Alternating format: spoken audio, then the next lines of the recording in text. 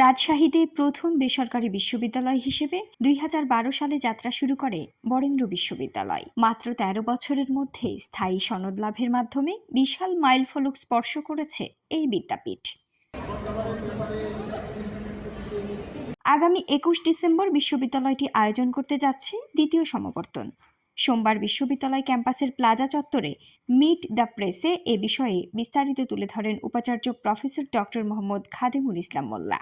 জানান, এবারের সমাবর্তনে ডিগ্রি পেতে যাচ্ছেন সামার 2020 থেকে 2025-এর স্প্রিং সেমিস্টার পর্যন্ত উত্তীর্ণ মোট 5,384 জন গ্র্যাজুয়েট। কনভোকেশনের টোটাল গ্র্যাজুয়েট আমার 5,384।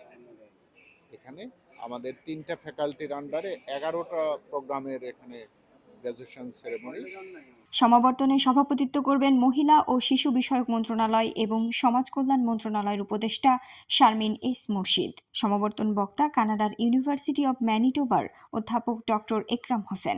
বিশেষ অতিথি বিশ্ববিদ্যালয় মঞ্জুরি কমিশনের সদস্য প্রফেসর ডক্টর মোহাম্মদ আনোয়ার হোসেন। বরেন্দ্র বিশ্ববিদ্যালয়ের বোর্ড অব ট্র্যাজেডির চেয়ারম্যান হাফিজুর রহমান খান সমাবর্তনের শুভেচ্ছা বক্তব্য প্রদান করবেন। আমি যেটা বলবো, আমাদের শৃঙ্খলা এবং আমাদের সত্যিকারে কি মেসেজ দিতে চাই সেটা দেওয়ার জন্য আমাদের ডেকোরেশন এবং সেটার জন্য যে একটা আবহাওয়া তৈরি করার কথা সেটা আমরা মোটামুটি করতে পারছি বলে মনে হয়, এবং বাকি অংশটা আপনারা যা বলবেন অনুষ্ঠানের দিন সেটাই ফাইনাল।